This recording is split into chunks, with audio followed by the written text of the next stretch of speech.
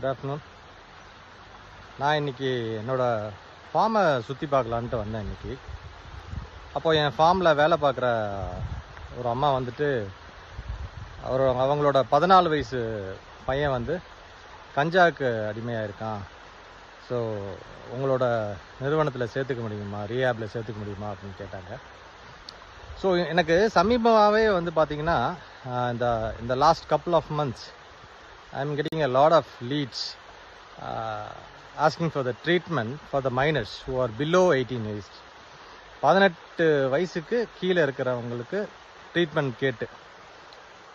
So below 18 வந்து நிறையா என்ன பண்ணுறாங்கன்னா, இப்போது ஆல்கோஹால் யூஸ் பண்ணால் வாடை வரும், ஸ்மெல் வரும், வீட்டில் மாட்டிப்போம். ஸோ அதனால் நிறையா கஞ்சா ப்ளஸ் ப்ரிஸ்கிரிப்ஷன் ட்ரக்கை நிறையா அப்யூஸ் பண்ணுறாங்க. ஸோ எனக்கு ஏன் டக்குன்னு இந்த வீடியோ போடணும்னு தோணுச்சுன்னா, மைனர்ஸை வந்து ரீஹாபிலிட்டேஷன் சென்டரில் எடுத்துக்க முடியாது. அப்படி எடுத்துக்கணுன்னா அதுக்கு நிறைய ஃபார்மாலிட்டிஸ் இருக்குது. ஸோ மோரோவர் அந்த வயசு பசங்களை வந்து அவங்க வயசுக்கு அதிகமாக வயசில் இருக்கிறவங்களோட வச்சோம்னா வந்து அது அவ்வளோ it won't be very healthy. So அதனால் வந்து எனக்கு ஒரு மெசேஜ் கொடுக்கணும்னு தோணுச்சு இந்த வீடியோ மூலமாக. இல்லாட்டி மறந்துடுறேன் நான்.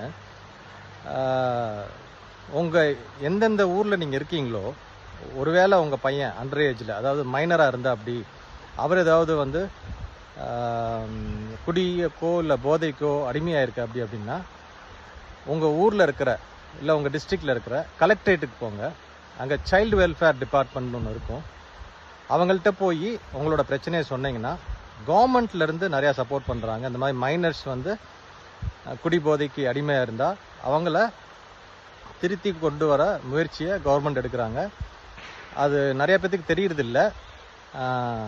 உங்கள் ஊர்லேயோ இல்லை உங்கள் டிஸ்ட்ரிக்ட்லேயோ இல்லை இருக்கிற கலெக்டர் ஆஃபீஸுக்கு போங்க. அங்கே சைல்டு வெல்ஃபேர் டிபார்ட்மெண்ட் இருக்கும். அவங்கள்ட்ட போய் உங்கள் பிரச்சனையை சொன்னீங்கன்னா கண்டிப்பாக ஒரு தீர்வு இருக்குது.